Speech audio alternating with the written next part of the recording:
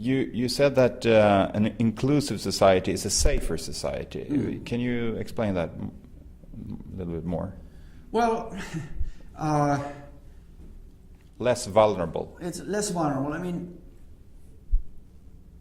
if you have a society that's highly polarized in terms of income distribution, where the bottom, whatever, 95% in our model, whatever it may be, but the bottom being a vast majority of the population, where they're just sort of hanging on, and they're very vulnerable to shocks.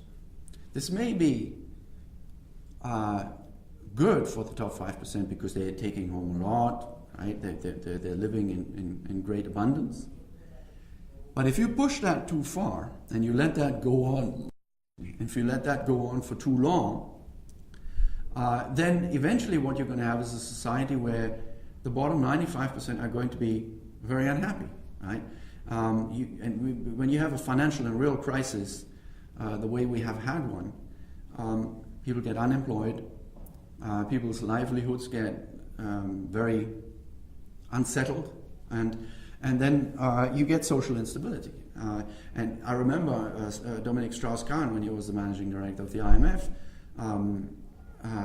earlier this year, he was basically making some comments to that effect, that we have bailed out the financial system now, but if we're going to be asked to do that one more time in a major way and put a lot of taxpayers' money on the line, those are not the exact words that he used, but something along those lines, then then this poses risks for social stability.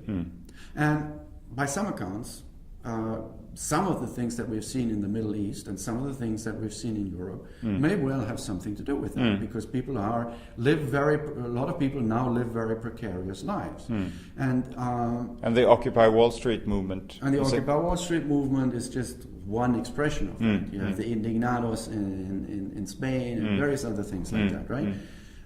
And if your society becomes more and more polarized, you're going to get more and more of that, and eventually, I don't think you're going to be happy being in the top 5% in those societies, because you're going to have to look over your shoulder, right?